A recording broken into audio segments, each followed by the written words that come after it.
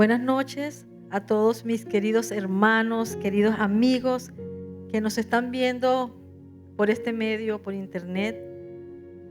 Los extraño bastante porque siempre nos estamos congregando y nos saludamos con cariño, con abrazo, con ósculo santo, pero sé que ese tiempo va a volver.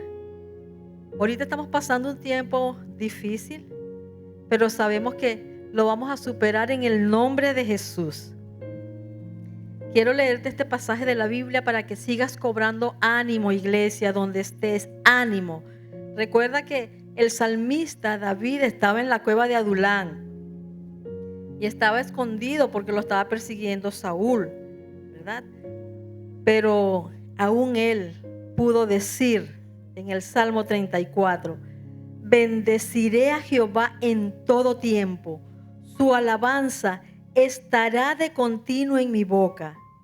En Jehová se gloriará mi alma, lo oirán los mansos y se alegrarán. Engrandeced a Jehová conmigo y exaltemos aún a su nombre. Engrandece el nombre de Jehová desde tu casa, donde te encuentres en este momento. Como decía él, engrandeced a Jehová conmigo y exaltemos aún a su nombre. Busqué a Jehová y él me oyó y me libró de todos mis temores. Los que miraron a él fueron alumbrados y sus rostros no fueron avergonzados.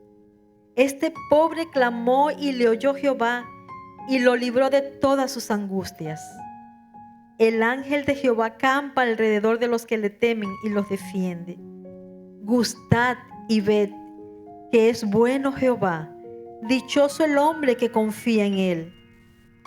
Teme a Jehová, vosotros sus santos, pues nada falta a los que le temen.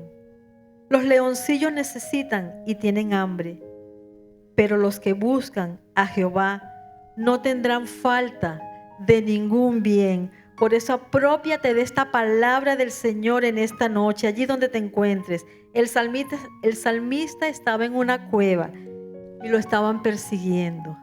Y él pudo clamar y vio la gloria del Señor. Y yo sé que tú a donde estés estás viendo la gloria del Señor porque estás poniendo tu corazón delante de Él. Señor, te adoramos en esta noche, te bendecimos, Padre. Te damos gracias por el privilegio que me das de estar nuevamente aquí, transmitiendo ese gozo que tú pones en nuestros corazones, esa paz que solo tú puedes dar, Señor. Glorifícate en medio de la alabanza y la adoración en esta noche, en la predicación, Señor. Que tu palabra toque nuestras vidas, corra y sea glorificada, Señor. En el nombre de Jesús quiero darte honra y gloria.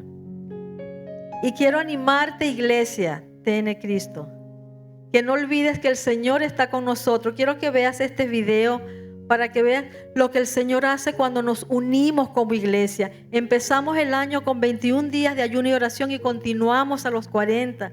Y vemos cómo el Señor se manifiesta, porque pronto nos vamos a ver nuevamente como congregación y vamos a celebrar la victoria del Señor. Así que quiero que te goces en esta noche con este video.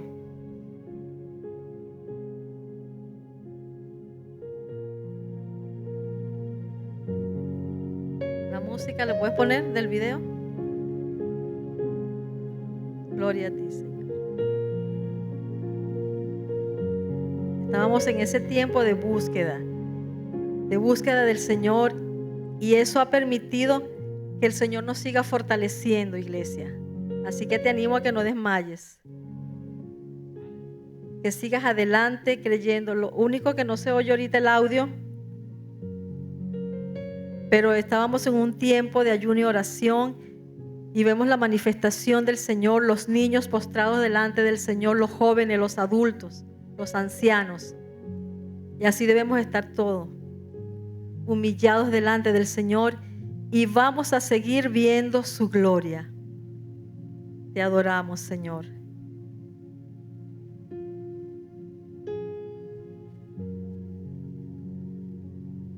Gracias, Señor amado. Gracias por tu presencia, Señor. Porque tú lo prometes y lo cumples. El que le busca lo encuentra. Y vamos a cantar con gozo esta canción. Hay libertad en la casa de Dios, así que gózate allí en tu casa cantando al Señor. Aleluya. Gloria a ti, Señor. Gloria a ti, Señor. Gloria a Dios. Aleluya. Santo eres, Señor. Gloria a Dios. Precioso eres, Señor. Digno, digno, digno. Gózate, iglesia. Santo eres porque tu Redentor vive, vive para siempre. Hoy puedo danzar con libertad porque soy su hijo, porque soy su hijo. Hoy puedo danzar con libertad porque soy amado, porque soy amado. Yeah. Eres amado, eres amada del Señor. Aleluya, te bendecimos, Rey. Gracias por tu gozo, Señor. Ahí tu gozo podemos sentir, tu río. Hay sanidad en las aguas, queremos danzar. Podemos sentir tu gozo, podemos sentir tu río. Hay sanidad en las aguas, queremos danzar. Hay libertad en la casa de Dios, hay libertad en la casa de Dios, hay libertad, hay libertad, hay libertad en la casa de Dios, hay libertad en la casa de Dios, hay libertad, hay libertad. Podemos sentir tu gozo, podemos sentir tu río. Hay sanidad en las aguas, queremos danzar. Podemos sentir tu gozo, podemos sentir, oh, tu río. Hay sanidad en las aguas, queremos danzar. Hay libertad en la casa de Dios, hay libertad en la casa de Dios, hay libertad, hay libertad,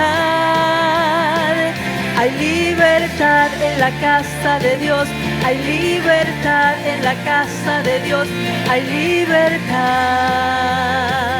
hay libertad. Hay libertad para adorarte, Señor, para amarte, para exaltarte, Señor. Dilo. Hay libertad en la casa, hay libertad al danzar, hay libertad en la casa, hay libertad al danzar, hay libertad en la casa de Dios, hay libertad en la casa de Dios, hay libertad, hay libertad, hay libertad en la casa de Dios, hay libertad en la casa de Dios, hay libertad, hay libertad. Puedo danzar en la casa de Dios, puedo danzar en la casa de Dios, puedo danzar y disfrutar que somos libres por tu sangre, libre soy, que somos libres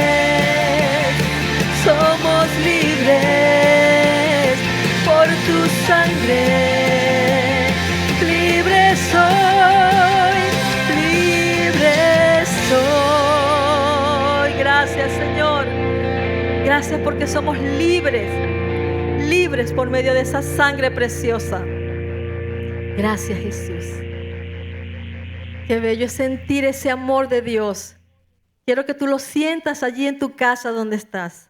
Y quiero invitar al hermano Raúl Torres a que pase adelante para que esta noche hagamos un clamor porque sabemos que Dios escucha el clamor de sus hijos por tantas cosas que están pasando. Invito al pastor Rosmer también, aleluya, que nos acompañe a este clamor.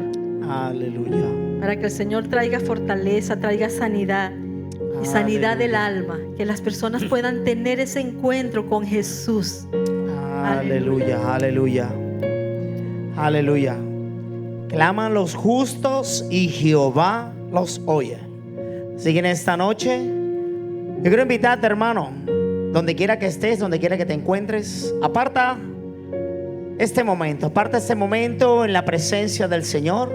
No hay barreras para el Señor. Donde están 2 o 3 reunidos en el nombre del Señor Jesús, su gloria, su presencia está ahí. Cuando claman los justos, Jehová escucha desde su trono de gloria, trono de victoria. Yo quiero invitarte a levantar las manos. Levanta tus manos donde quiera que te encuentres. Al trono de gloria, trono de victoria, trono de poder. Padre Santo, Padre bueno, hoy venimos, acudimos a ti, Señor, porque solamente en ti, Señor, hay libertad, porque solamente en ti hay paz, hay gozo, hay alegría. Se renuevan nuestras fuerzas, Señor. Hoy levantamos nuestros ojos a los montes, al cielo. ¿De dónde viene nuestro socorro? Del cielo, de tu trono de gloria, Señor, donde estás sentado a la diestra de Dios Padre. Tus ojos abiertos, tus oídos atentos al ruego, al clamor, a la oración que hoy hacemos delante de ti. Escucha, oh Jehová, nuestro ruego. Escucha, oh Jehová, nuestro clamor, Señor. Hoy clamamos, Padre, hoy pedimos de tu misericordia, Padre Santo, sea extendida, seas tocando la tierra, Padre Santo. Oh Rey de Reyes, Señor de Señores, Padre amado, a ti acudimos, Señor, porque sabemos que tú eres el Dios poderoso, el Dios creador, el Dios sanador, el Dios omnipotente en el cielo, en la tierra y aún debajo de la tierra. Padre, hoy declaramos tu nombre, nombre que es sobre todo nombre, ese nombre poderoso, el nombre de Jesús será exaltado en toda la tierra y toda lengua confesará, Señor, de que tú eres Dios, Dios de dioses, Padre. Señor, acudimos a ti para que nuestras fuerzas, Señor, sean como las del búfalo, como dice tu palabra, para no desfallecer, Señor, sino que nuestros ojos puestos en Jesús, el autor y consumador de la fe, podemos llegar hasta el final. Podemos llegar hasta el final. Podremos pasar hacia el otro lado. Mi hermano, mi hermana, el Señor Jesús es el que lleva nuestra barca. Él es el que lleva nuestra barca y nos hará atravesar hasta el otro lado. Ten fe, resiste, porque el Señor está cerca. El Señor está cerca. Sus oídos abiertos, sus ojos atentos al ruego, la oración que hoy hacemos. Hoy te damos gloria, Padre Santo. Hoy te damos gloria. Hoy te damos toda la honra a ti. Te damos gracias, Padre, gracias, porque solamente en ti, Señor, podremos caminar y ver el nuevo día. Te alabamos, te bendecimos y te damos gloria. Padre Santo, Padre bueno, en tu nombre, Señor, he orado. Aleluya. Amén. Dios te bendiga, mi hermano. Y continuamos con la administración de la palabra. Aleluya. Con nuestro pastor Rosmer Piña. Dios le bendiga, mis hermanos. Aleluya. Gracias, hermano Raúl. Bendiciones a toda la audiencia. Qué bueno es mirarles a todos y cada uno de ustedes aquí. Hemos levantado un clamor porque estamos escuchando las noticias en relación a las cosas que se esperan según el presidente Trump aquí en los Estados Unidos de Norteamérica. Los pronósticos son duros, dolorosos.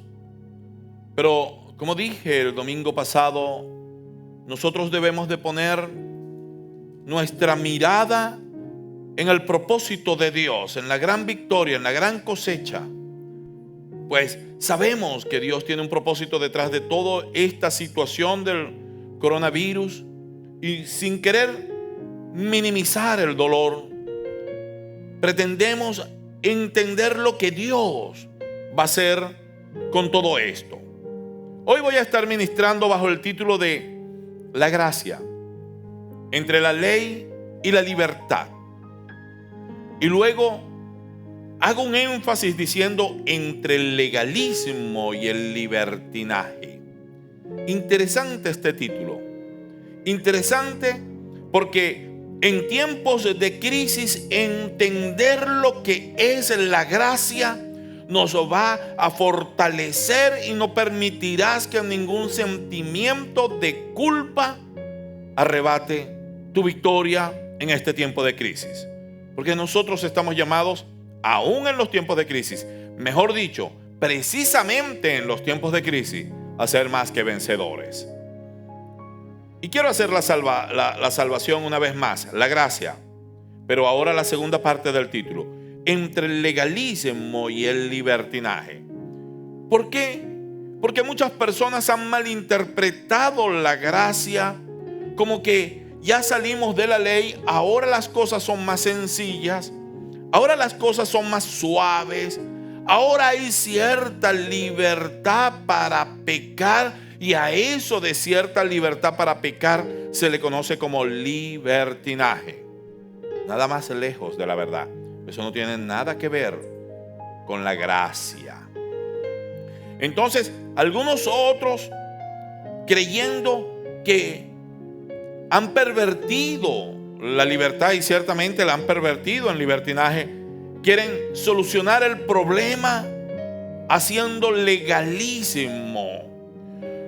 Y el legalismo es cuando se colocan normas y se vuelven leyes. Eso es el legalismo, normas de hombre, pensando que de esta manera vamos a detener el libertinaje, vamos a detener eso que se conoce como la gracia barata.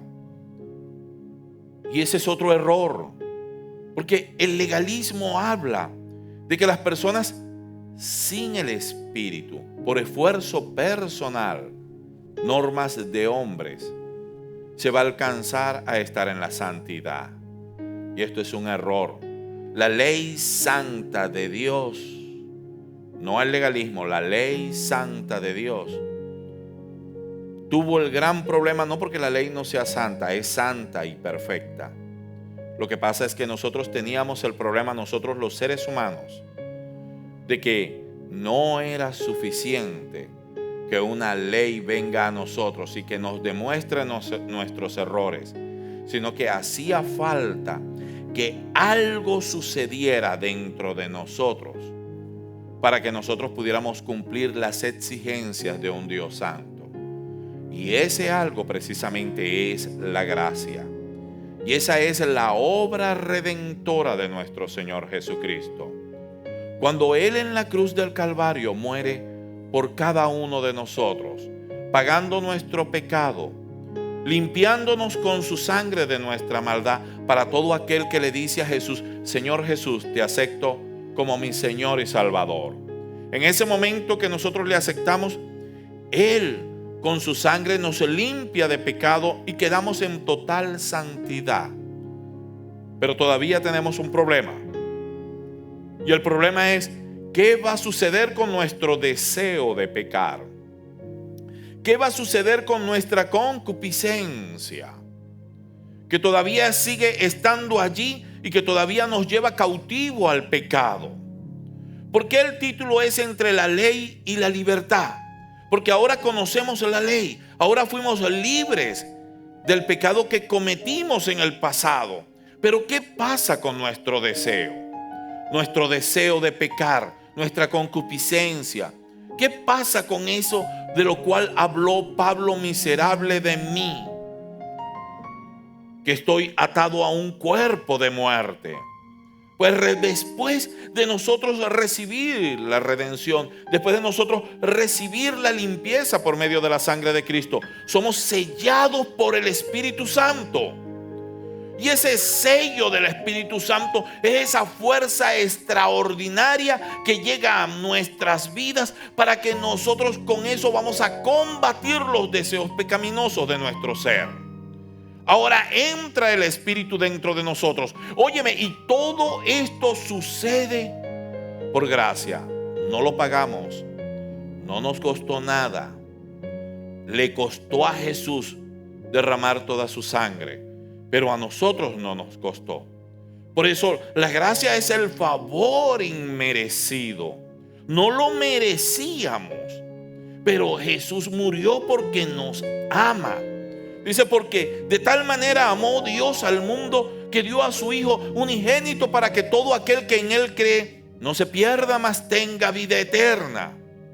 Y entonces el Espíritu viene a nosotros, y cuando sientes tú, siento yo, aquel deseo de pecar, aquel deseo de no perdonar, aquella soberbia, aquella amargura, aquella rabia, aquel deseo por la pornografía, aquel deseo por la envidia, aquel deseo por la codicia. ¿Qué sucede? Antes no teníamos herramientas, no teníamos armamento para ir en contra de estos deseos, pero ahora el Espíritu está en nosotros. Y podemos echar mano al Espíritu diciéndole: Señor, ayúdame. Y el Espíritu viene y nos socorre de nosotros mismos y nos ayuda a vencer. Por eso es tan importante en estos tiempos de crisis. ¿Cómo vencer al temor del ángel de la muerte?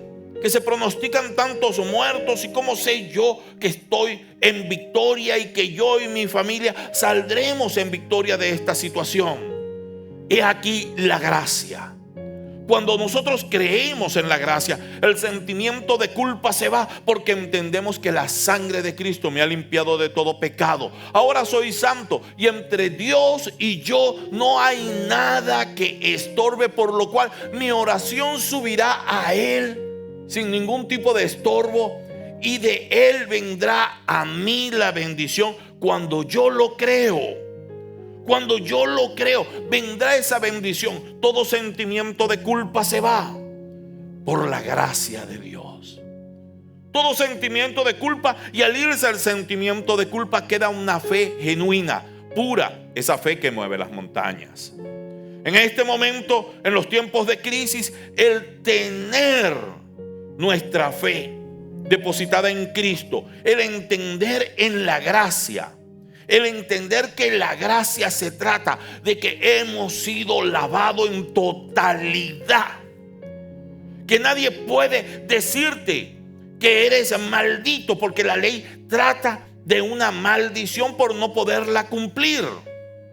Pero la gracia trata de entender que tan solo al pedir perdón, tan solo al humillarte, has sido liberado de todo pecado. De todo pecado, por lo cual puedes disfrutar de ese poder de Dios que Jesús dijo: cosas mayores a las que yo hice, ustedes podrán hacer. Eso es la gracia de Dios, la transición entre la ley y la libertad, porque en la ley estábamos cautivos. Dicen que los 10 mandamientos es como 10 eslabones, y que al final del eslabón número 10 estábamos nosotros colgados.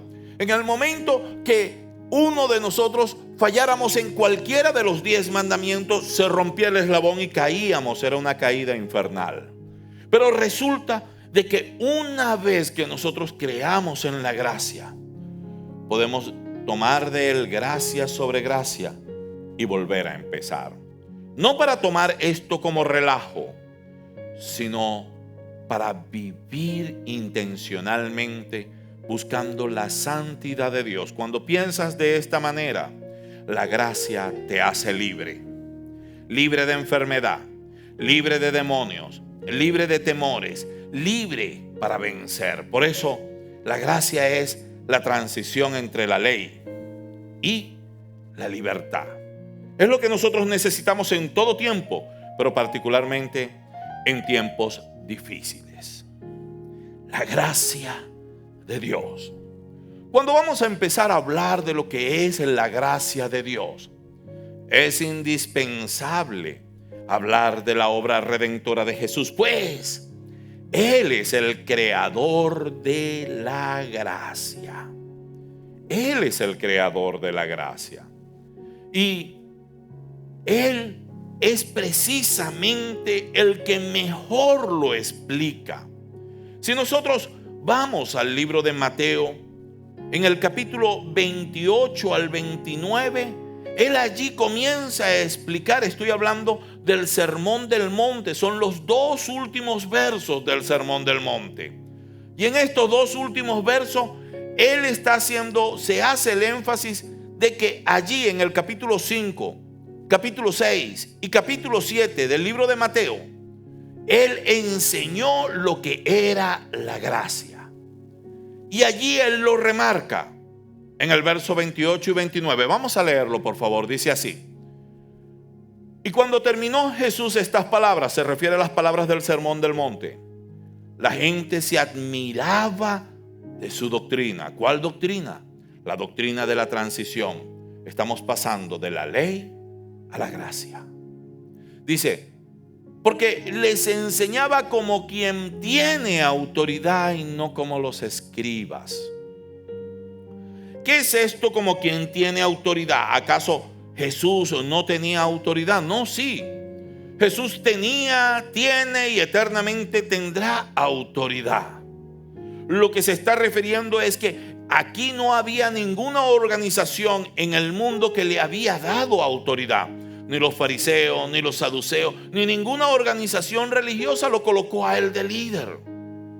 En cambio, a los escribas sí le habían dado autoridad.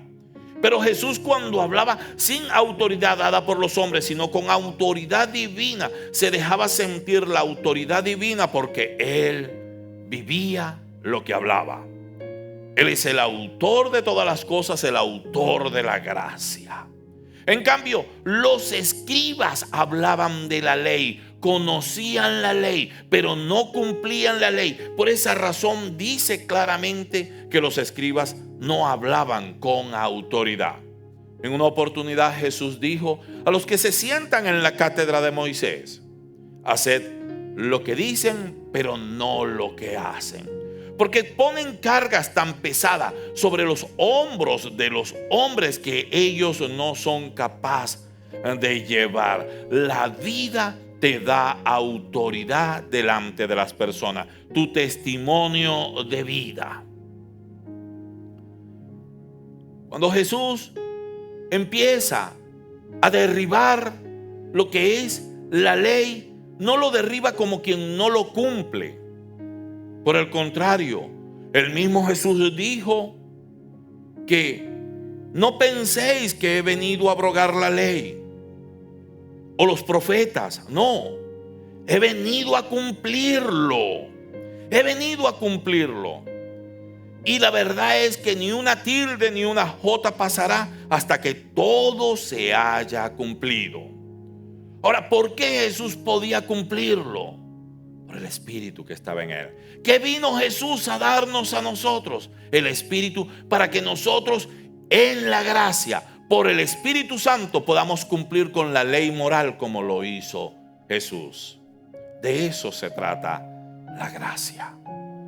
La gracia es preciosa.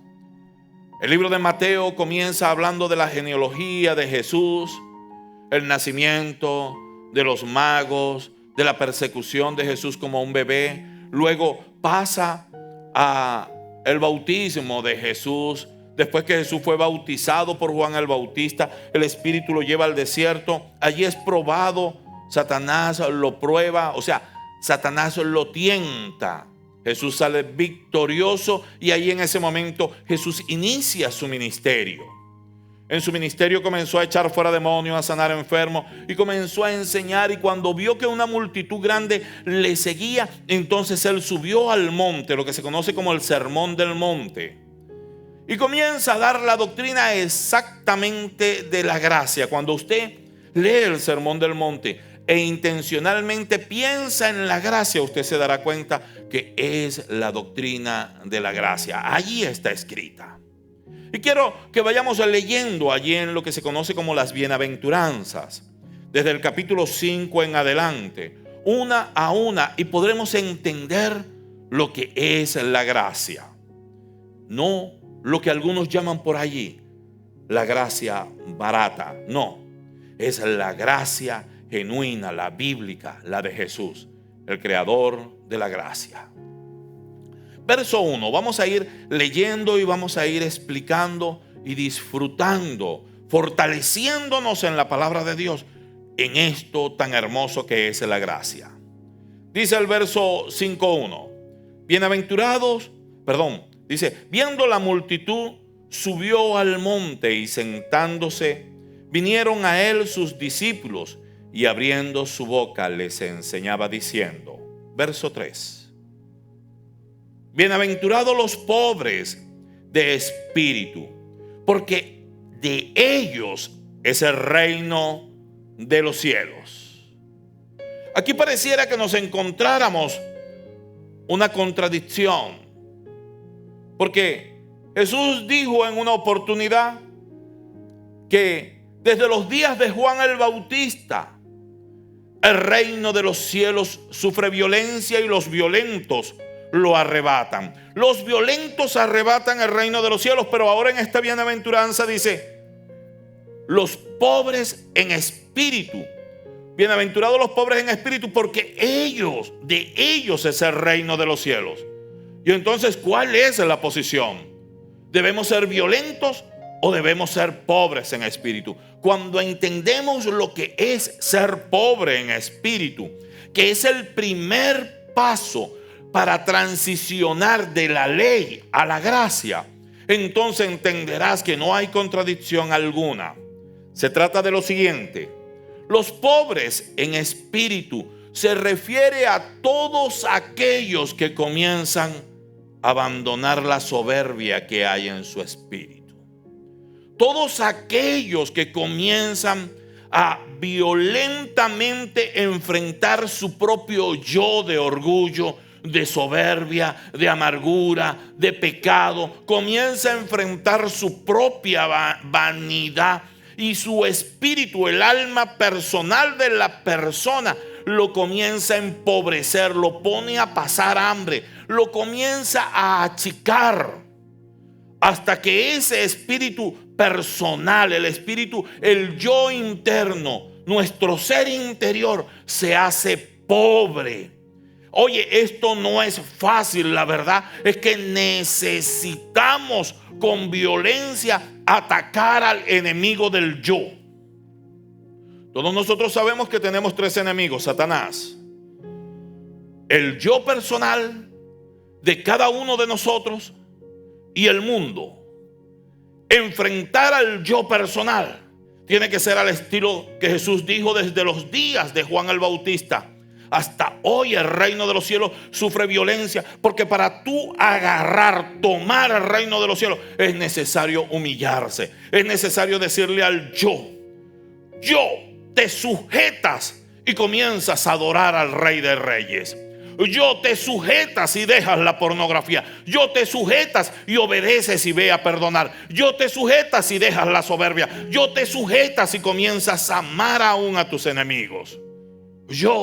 Sujétate y te vas empobreciendo. Y no es otra cosa que las mismas palabras de Juan el Bautista, cuando dijo: es necesario que Él crezca en mí y que yo mengüe.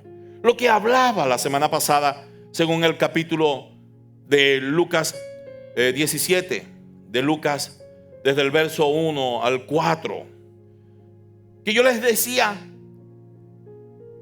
imposible es que no haya tropiezo, pero ay de aquel por quien vienen los tropiezos. Libro de Lucas, vamos a leerlo por favor. Capítulo 17, verso 1. Es interesantísimo, porque allí nos enseña que es imposible que lleguen los tropiezos. Pero hay de aquel por quien viene, dice, mejor le vale a que se ate a su cuello una piedra de moler y se tire a lo profundo de la mar, que meterse con uno de estos pequeñitos. ¿Y quiénes son estos pequeñitos? Los pobres de espíritu. Toda persona que quiere transicionar de la ley tiene que ser pobre de espíritu, tiene que ser uno de los pequeñitos, tiene que menguar. En la ley actuaban con soberbia. La característica principal de los fariseos era la soberbia. No era lo que Dios quería. Pero la ley enseña ojo por ojo, diente por diente. La ley enseña que al que te ama, lo amas, y al que te aborrece, aborrécelo. Y eso no estaba bien. Ahora nosotros debemos de ir un poco más a la gracia de Dios, a hacerse pequeño. Cuando transicionas es porque tu yo íntimo, personal, lo hiciste pobre, para que el Espíritu de Dios, ese que no estaba en la ley, pero que ahora está por medio de la obra redentora de Jesús, ahora está en nosotros. Hay que hacer que nuestro espíritu personal se empobrezca y crezca el Espíritu de Dios en nuestras vidas. La primera parte de la transición de la ley a la gracia es: bienaventurados los pobres en espíritu, porque de ellos es el reino de los cielos. La segunda parte, para continuar en la transición de la ley a la gracia, que es lo que nos lleva a la libertad, es el verso 4 de las bienaventuranzas. Dice: bienaventurados los que lloran. Estoy en el libro de Mateo capítulo 5, ahora verso 4. Bienaventurados los que lloran, porque ellos recibirán consolación. Qué palabra tan hermosa esta.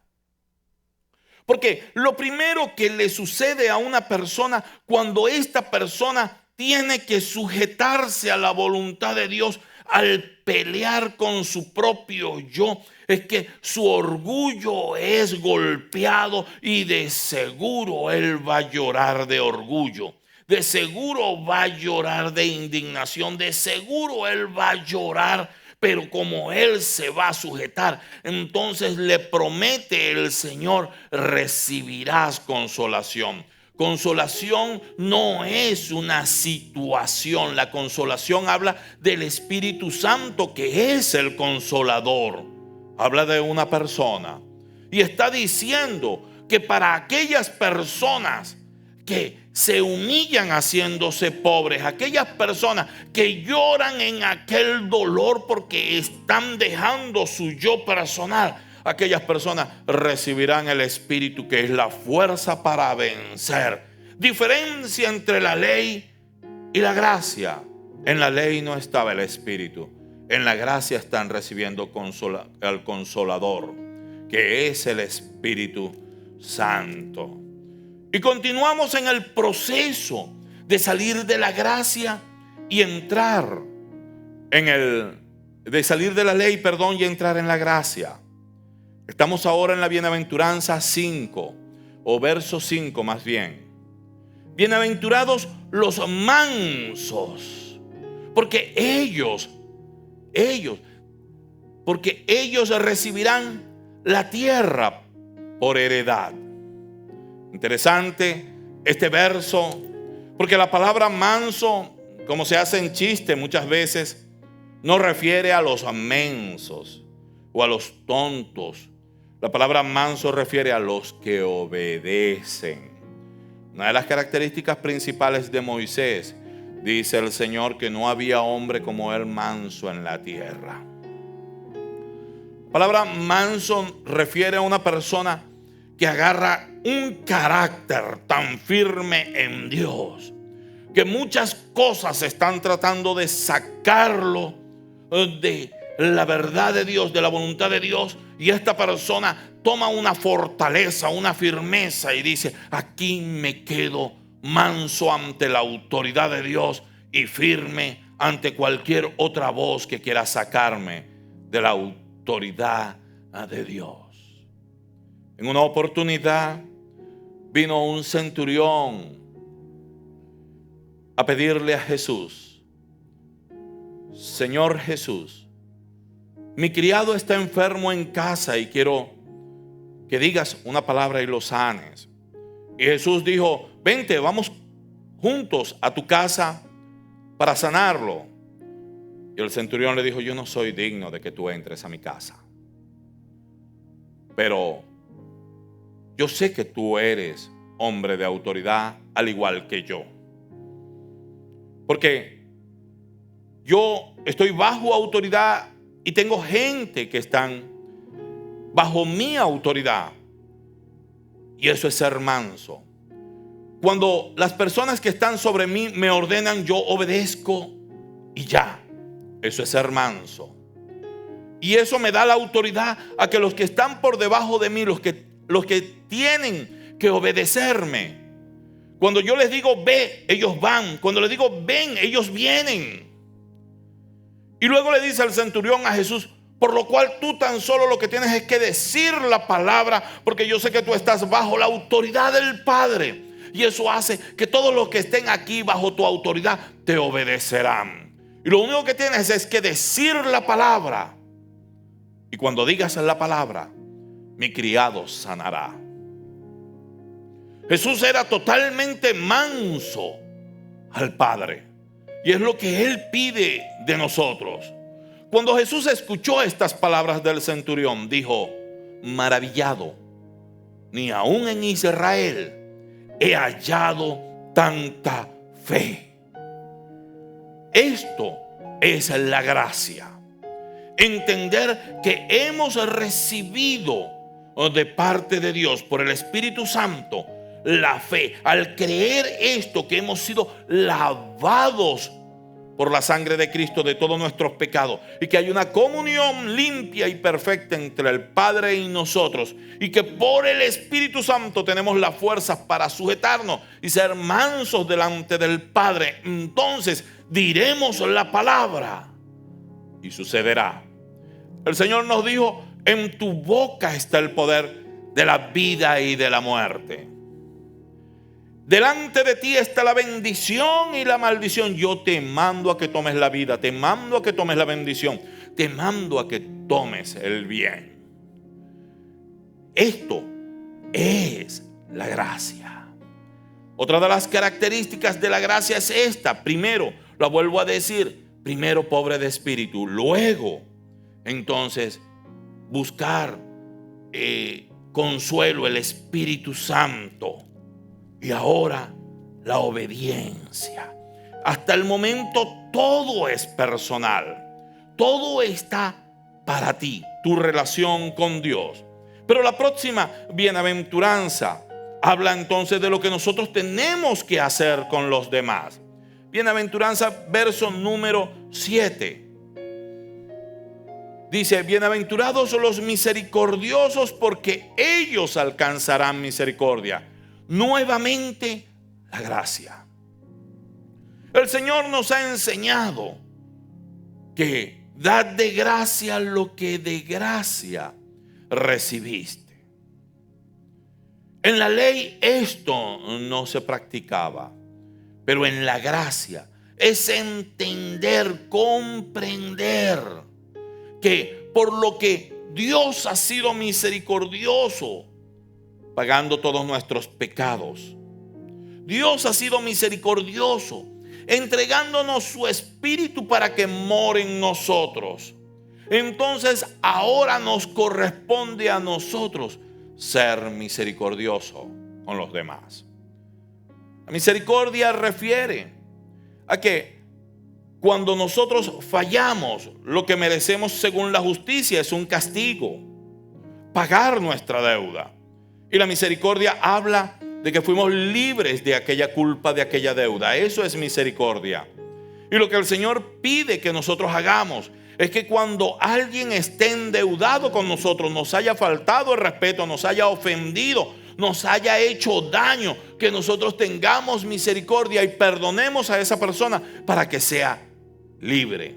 En tiempos de crisis, lo que tú más deseas es que la misericordia de Dios te alcance, por lo cual piensa en todos y cada uno de aquellos que te han ofendido, y tú esfuérzate de ir y perdonar a cada uno de ellos, de decirle con todo el alma, con todo el corazón: me ha dolido lo que me has dicho, te pido perdón de todo corazón, y ahora quiero también perdonarte porque lo que has hecho me ha roto el corazón.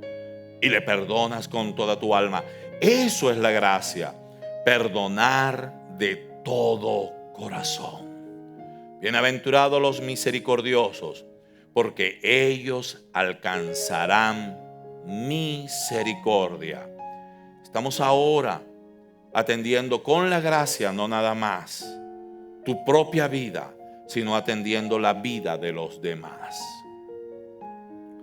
El verso 8 habla de la otra bienaventuranza. Dice: bienaventurados los limpios de corazón, porque ellos verán a Dios. ¿Y cuáles son los limpios de corazón? ¿Será que son aquellos que nunca tienen un mal pensamiento? No lo creo. Pienso que esa gente no existe, al menos no en el estado natural. Los limpios de corazón son aquellos que cuando tienen pensamientos inoportunos, bajos, pensamientos de pecado, de codicia, pensamientos de algo que no deben de pensar, ellos simple y llanamente van delante de Dios. Se aprenden a humillarse, aprenden a decir cuál es la intención de mi corazón al pensar de esta manera, y comienzan entonces a revisar su ser interior. ¿Por qué tengo que tener deseos por tener un carro como el de mi hermano, o tener una casa como la del vecino, o desear la mujer que no es mi mujer? ¿Por qué tienen que venir estos pensamientos a mí? Y entonces intencionalmente venir al Señor y decirle: Señor, ayúdame con este pensamiento. Recuerda que se te ha entregado al Consolador, al Espíritu Santo. Los limpios de corazón no son los que se hacen los locos o se hacen los que no me di cuenta cuando un pensamiento malo llega. Los limpios de corazón son los que enfrentan ese pensamiento, los que toman las 4 o las 5 de la mañana y al despertarse sentir el susurro del Espíritu Santo y dicen a su ser interior: ¿por qué pensé esto? ¿Por qué pensé aquello? ¿Por qué estoy metiéndome en una fantasía sexual, o en una fantasía de odio, o en una fantasía de codicia? Y decir: si yo tengo un arma que nadie en la ley la tenía, es el Espíritu, Señor, lava mi conciencia. Y es allí donde comenzamos a crecer hasta la estatura de la plenitud de Cristo. El limpio de corazón es el que enfrenta su pecado y no queda en paz hasta alcanzar a dominarlo. Ese es el limpio de corazón, el que intencionalmente hace revisión introspectiva sobre sí mismo. El que está en la gracia vive haciendo esto. Pues los que están en la ley no son culpables hasta que no cometan el pecado. Los que están en la gracia somos culpables, nada más que por pensar en el pecado, aun cuando no lo hayamos hecho naturalmente o materialmente. Por eso nos ocupamos del corazón. Esos son los limpios de corazón que están en la gracia. Y nuevamente está refiriéndose ahora de su ser interior, de su intimidad, pero en relación a las otras personas. Verso 9. Estamos ahora una vez más hablando de las bienaventuranzas como la transición de la ley a la gracia. Verso 9 dice: bienaventurados los pacificadores, porque ellos serán llamados hijos de Dios. Qué bienaventuranza tan hermosa.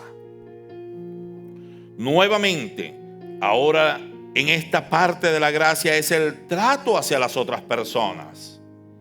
¿Quiénes son los pacificadores? En primer lugar, el príncipe de paz es Jesús. Por eso Él es el creador. Cuando digo príncipe, no te imagines un hombre con una espada, una capa, una corona, así como en los cuentos de hada para los niños. Piensa en el príncipe como el principal, como el creador, como el que no tiene otro hombre o mujer que pueda estar por encima de él, sino solo su Padre Celestial. Estoy hablando de Jesús. Que Él vino a poner en paz a la humanidad con Dios por medio de la obra redentora de Jesús. Él es el principal pacificador. Ahora, nosotros, nos dice el Señor, y es el ministerio principal de la iglesia, es ir y hacer discípulos. Es el ministerio de la reconciliación, es el ministerio donde se pone en paz a la humanidad con el hombre, a la humanidad con Dios, perdón. Es el ministerio donde le decimos a la persona: solamente alcanzará tu corazón paz cuando le des en tu corazón el espacio a Jesús. Él entrará allí. El Espíritu de Jesús vendrá a tu vida, aceptando a Jesús como Señor y Salvador. Y cuando esto suceda, entonces allí no nada más estarás en paz, sino que te convertirás también en un pacificador, uno que lleva el evangelio, uno que testifica de Jesús. Y dice que ellos serán llamados hijos de Dios. Escúchame por favor. Puedes tener muchos años en el evangelio, pero si no te ocupas de llevar el evangelio a las personas para que ellos entren en paz con Dios, no vas a ser llamado hijo de Dios. Característica fundamental de la gracia es dar de gracia lo que de gracia recibiste. Alguien te habló una vez de la gracia de Dios. Alguien te predicó una vez del evangelio de Jesucristo. Ahora nos corresponde a nosotros llevar de gracia aquello que una vez nos dieron de gracia y ser pacificadores.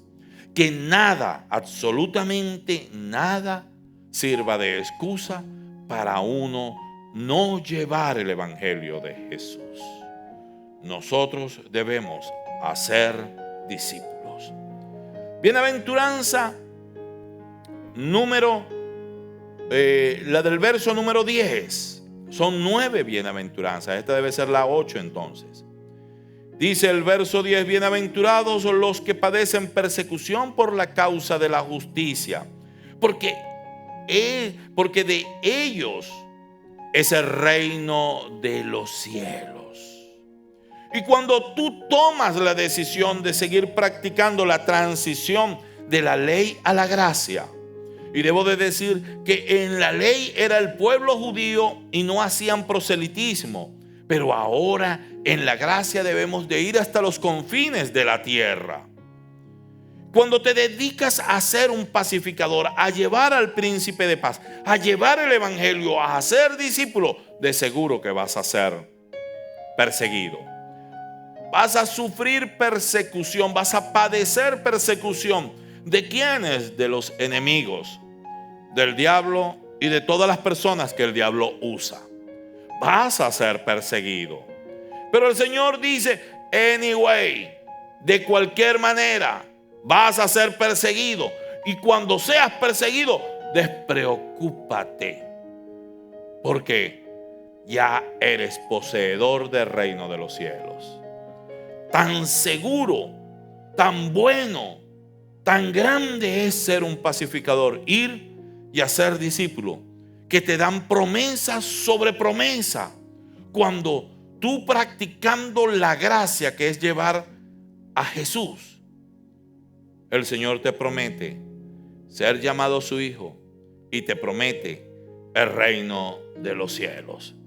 Y cuando habla del reino de los cielos, no solamente está hablando del cielo, está hablando aquí en la tierra.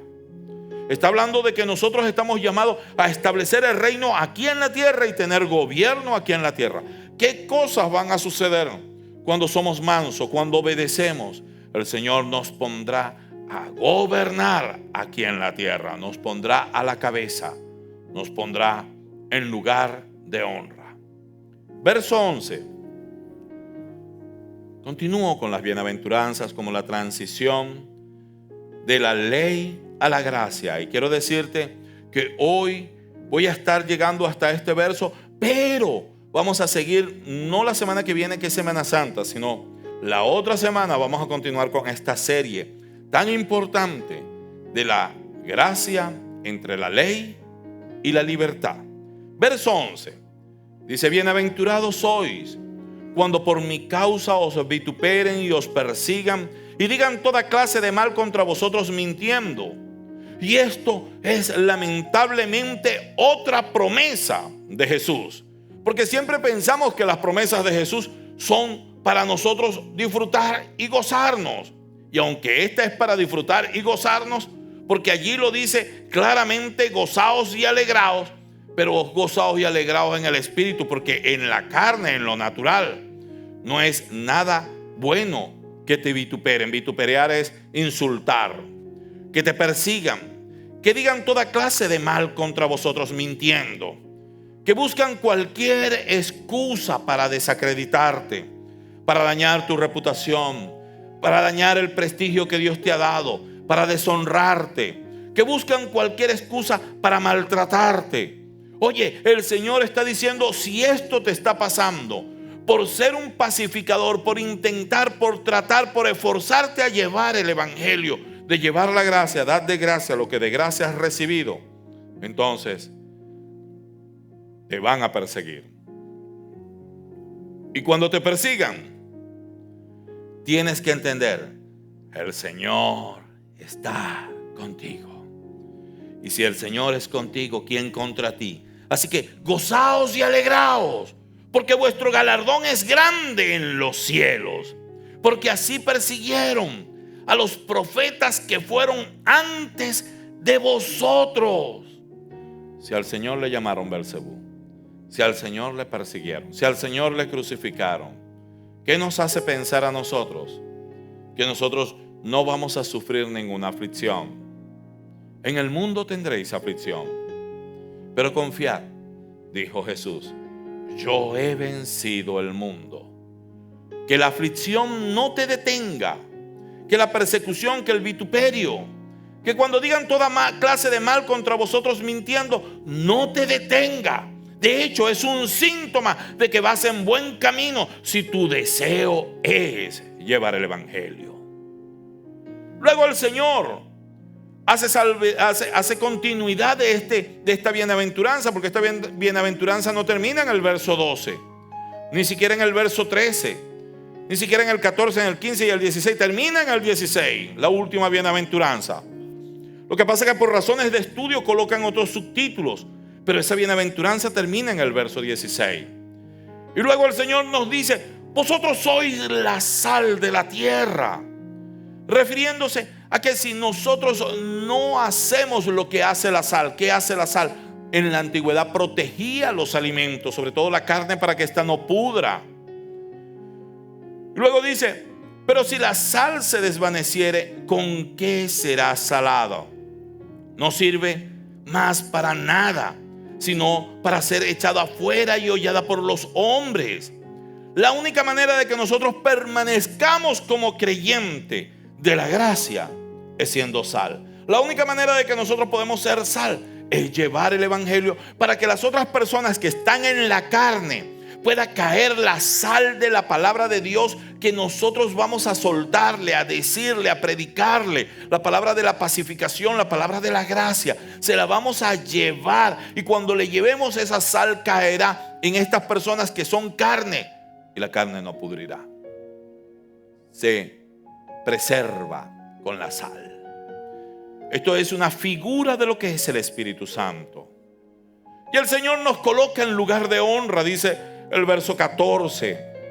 Dice: vosotros sois la luz del mundo. Una ciudad asentada sobre un monte no se puede esconder. Ese eres tú, hermano o hermana. Ese soy yo. Nosotros no podemos recibir el evangelio, la luz del Señor, la sabiduría del Señor, la gracia del Señor, para quedarnos escondidos. No, el Señor quiere que estemos arriba, en el monte, no escondido. Dice: ni se enciende una luz y se pone debajo de un almud, sino sobre el candelero, y alumbra a todos los que están en casa. Y un candelero es algo que está alto, la lámpara está arriba. Y la intención es que la sabiduría alta que Dios te ha dado la debemos de llevar por el mundo, a todas las personas. Y dice: así alumbre vuestra luz delante de los hombres, para que vean vuestras buenas obras y glorifiquen a vuestro Padre que está en los cielos. Iglesia, y a todos los hermanos y a todos los amigos que están oyendo, la transición de la ley a la gracia primero es tu corazón, pero luego habla de que al ser discipulado, tu corazón debe de encargarse y de motivarse por alcanzar a otras personas. Estos son los dos principales mandamientos: amarás al Señor con toda tu fuerza, con toda tu mente, con todo tu corazón, con todo tu ser. Y el segundo es semejante: amarás al prójimo como a ti mismo. Y dice que el que guarda estos dos mandamientos, el que tiene hambre por Dios y el que tiene hambre por alcanzar personas para Cristo, jamás puede estar fuera de la sana doctrina. Jamás puede estar fuera, sino que está sentado en el centro de la sana doctrina, porque su corazón está con Dios. Porque dice claramente que aquellos que aman a Dios con toda su fuerza y aquellos que aman al prójimo han cumplido toda la ley y los profetas. Ocuparse en lo íntimo de Dios y ocuparse de alcanzar a alguien más, de hacer estrategias, de moverse, de crear algo para alcanzar almas para el Señor. Aun cuando te falten muchas cosas por aprender, déjame decirte que cumpliste el propósito principal de Jesús. Si tú que estás allí me estás oyendo y no conoces a Jesús, si tú que estás allí me estás viendo y conoces a Jesús, pero no te has ocupado de llevar el evangelio de Jesús, yo quiero decirte algo, y con esto quiero terminar. ¿Quieres recibir el poder y la gloria de Dios? ¿Quieres recibir eso tan hermoso del Señor? El honor que Dios da a sus hijos. Es necesario llevar el evangelio de Jesús. Es indispensable que ores al Señor diciéndole: Señor, ¿qué pasa conmigo que no tengo hambre de alcanzar personas para ti? Y decir: quiero hacer contacto. En estos tiempos de crisis, tener la garantía de la gracia, entender la gracia, da libertad. Da libertad. Da libertad. No importa que digan, cuando conoces la gracia, tú dices, tan solo al decir perdón, soy poseedor de la gracia. Y vuelvo a empezar. Y vuelvo a amar. Y el Señor ha prometido su gloria para esta casa, para esa familia, para esa persona. Hoy te digo, amiga mía, amigo mío, tan solo al decir, Señor Jesús, yo quiero vivir la gracia, que es ese poder glorioso tuyo. Empieza haciendo esta oración. Hoy te recibo, Señor Jesús, como mi Señor y Salvador, y te pido perdón por todos mis pecados. Escribe mi nombre en el libro de la vida. Gracias por el perdón. Ahora séllame con tu Espíritu Santo, el Consolador. Quiero ahora comprometerme contigo para dar de gracia lo que de gracia he recibido y llevar tu palabra hasta los confines de la tierra. Amén, amén y amén. Oro por la iglesia. Oro por todos los que sienten preocupación. En el nombre de Jesús, este coronavirus es echado fuera y declaramos que tu casa no será tocada por el ángel de la muerte. Amén, amén y amén. Dios me los bendiga.